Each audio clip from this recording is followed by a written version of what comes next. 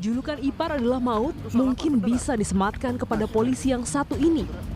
Berbeda dengan judul film, polisi yang satu ini jadi maut yang merenggut nyawa adik iparnya.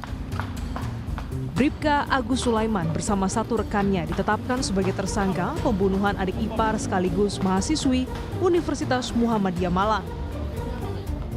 Penyidik Subdit Jatanras Ditreskrimum Polda Jawa Timur masih menyelidiki motif serta peran masing-masing pelaku.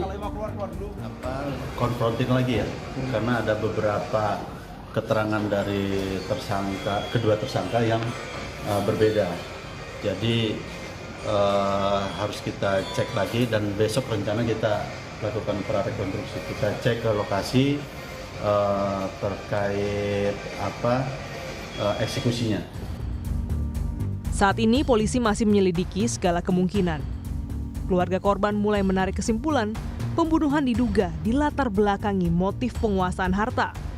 Dugaan ini muncul karena korban memegang posisi penting sebagai bendahara dalam sejumlah bisnis keluarga. Menurut keluarga, seluruh perputaran keuangan dalam bisnis ini dikelola oleh korban.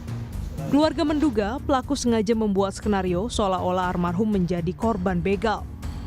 Dugaan itu diperkuat dengan hilangnya sejumlah barang milik korban di tempat penemuan jasad. Jadi Farah ini adalah bendahara keluarga yang selama ini sama Pak Ali Haji ini dipasrai semua transaksi baik jual, beli itu masuk ke Farah, ke TF-nya ya balik. TF-nya. Jadi Pak Ali Haji ini kan terbatas, jadi dia menjaga ada toko bangunan, material, toko sembako, pertanian.